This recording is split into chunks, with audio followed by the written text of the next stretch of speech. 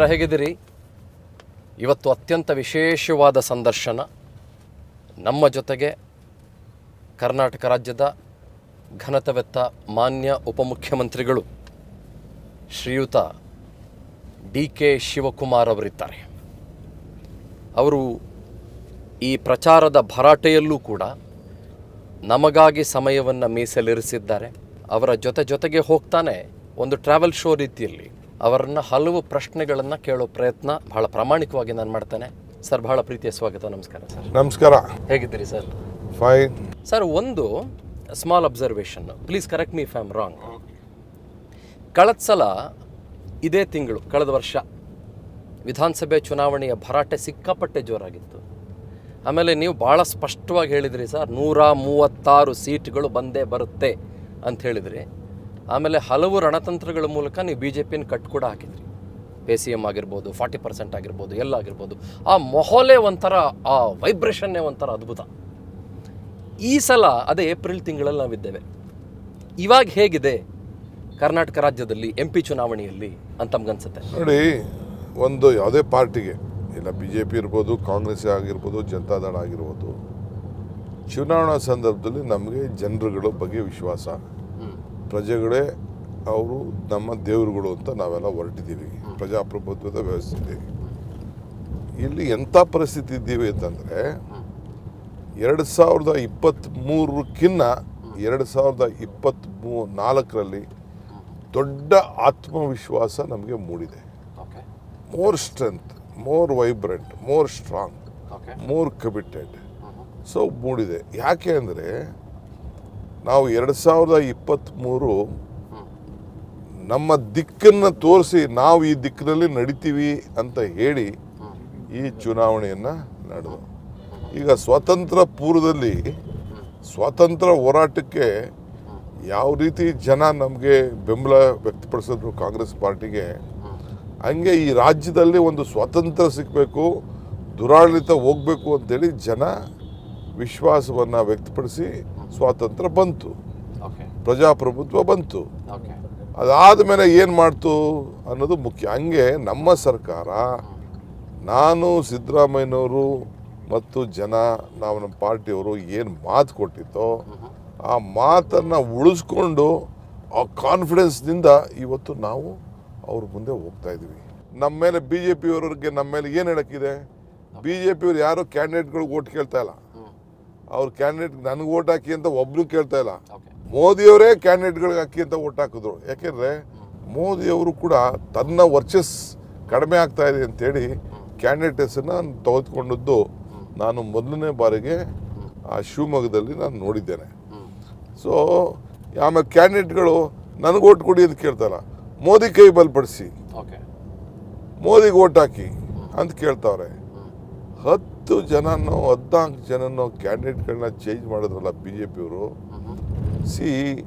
ಅದರಲ್ಲಿ ಡಿಫೀಟ್ ಆಗೋಯ್ತಲ್ಲ.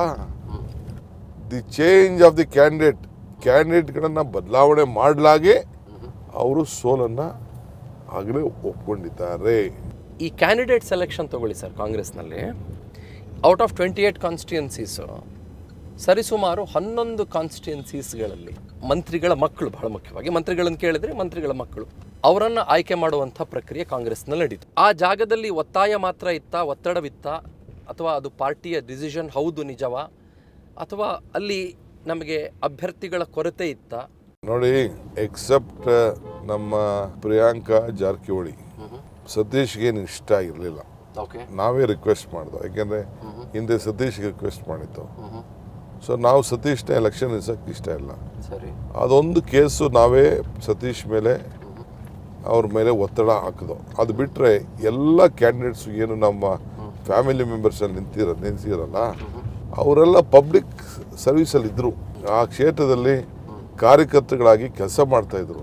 ಜೊತೆಗೆ responsibility fix ಮಾಡಬೇಕಲ್ಲ, ನಮಗೆ ನಂಬರ್ಸ್ ಬೇಕು, ಸ್ಟ್ರೆಂತ್ ಬೇಕು, ಅದಕ್ಕೆ ವಿ ಫಿಕ್ಸ್. ಇದರ ಜೊತೆಗೆ ನೀವೊಂದು ಮಾತು ಹೇಳಿದ್ರಿ, ಹೊಸ ಮುಖಗಳಿಗೆ ನಾವು ಅವಕಾಶ ಮಾಡಿಕೊಡ್ತೀವಿ, ಹೊಸ ಪ್ರತಿಭೆಗಳಿಗೆ ನಾವು ಅವಕಾಶ ಮಾಡಿಕೊಡ್ತೀವಿ. ಆ ಥರದ್ದು ಕೂಡ ಒಂದು ಚರ್ಚೆ ಆಗಿತ್ತು. ತಾವೇ ಬಹಳಷ್ಟು ಸಲ ಅದ್ರ ಬಗ್ಗೆ ಮಾತಾಡಿದ್ರಿ. ಈಗ ನಾವೆಲ್ಲ ಓಲ್ಡ್ ಆಗ್ಬಿಟ್ಟು ಹೊಸ ಜನರೇಷನ್ ಬರಬೇಕು. ನಮ್ಮ ಜನರೇಷನ್ಗೂ ಈಗೂ ಭಾಳ ವ್ಯತ್ಯಾಸ. ಓಲ್ಡ್ ಅನ್ಸ್ಲಿಕ್ಕಿಲ್ಲ, ವೆರಿ ಸೀಸನ್ಡ್ ಅನಿಸ್ತೀರಿ. ಹಂಗಿಲ್ಲ, ಓಲ್ಡ್ ಅಲ್ಲ, you are very seasoned. Senior citizen ಆಗ್ಬಿಟ್ಟಿದ್ವಿ.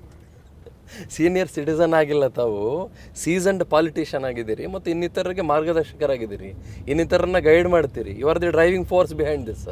Mallikarjun Kharge ಅವರು ಕರ್ನಾಟಕದವರು AICC ಪ್ರೆಸಿಡೆಂಟ್ರಾಗಿದ್ದಾರೆ.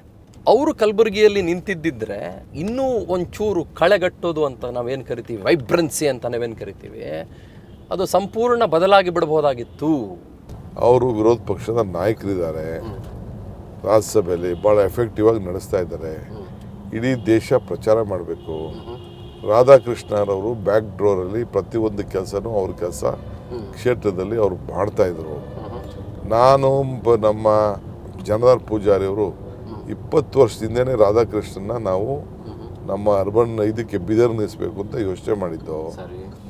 ಈಗ ಆತ ಒಪ್ಕೊಂಡಿದ್ದಾರೆ. ಸೊ ಒಳ್ಳೆ candidate, no controversial person. So ಆ ದೃಷ್ಟಿಯಿಂದ ಒಳ್ಳೆ ಅಭ್ಯರ್ಥಿಯನ್ನು ಕೊಟ್ಟಿದ್ದೀವಿ. ಆಮೇಲೆ ಜನ ಖರ್ಗೆ ಸಾಹೇಬರು ಈ ಕಾಂಟ್ ಬಿ ಅವೈಲೇಬಲ್ ಫಾರ್ ಎಲ್ಲರ ಸಮಸ್ಯೆಗೂ ಆಗಕ್ಕಾಗಲ್ಲ. ಜನರ ಎಕ್ಸ್ಪೆಕ್ಟೇಷನ್ ಆಗಿದೆ. ಆಮೇಲೆ ಖರ್ಗೆ ಅವ್ರು ಮಾಡಿರೋಂಥ ಫುಡ್ ಪ್ರಿಂಟ್ ಇದೆಯಲ್ಲ, ಕರ್ನಾಟಕ ರಾಜ್ಯದ ಇತಿಹಾಸದಲ್ಲಿ ಯಾವ ರಾಜಕಾರಣಿನೂ ಮಾಡಿಲ್ಲ. ಐ ಆಮ್ ಟೆಲಿಂಗ್ ಯು, ಯಾವ ರಾಜಕಾರಣಿನೂ ಅವರು ಏನು ಒಂದು ಅಮೆಂಡ್ಮೆಂಟ್ ತಂದು ಮಾಡಿದಾರಲ್ಲ, ನಮ್ಮ ಕರ್ನಾಟಕದ ಕಲ್ಯಾಣ ಕರ್ನಾಟಕದ ಜನ್ರೇಷನ್ಗೆ ನೆನಪು ಮಾಡ್ಕೋಬೇಕು. 2000 crores ವರ್ತ್ ಮಾಡಿ ಹಾಸ್ಪಿಟಲ್ನ, ಮೆಡಿಕಲ್ ಕಾಲೇಜಸ್ಸು, ಆ ಥರ ರೋಡ್ಸು, ಡೆವಲಪ್ಮೆಂಟು, ಏರ್ಪೋರ್ಟು ಸೊ ಮಾಡಿದ್ದಾರೆ.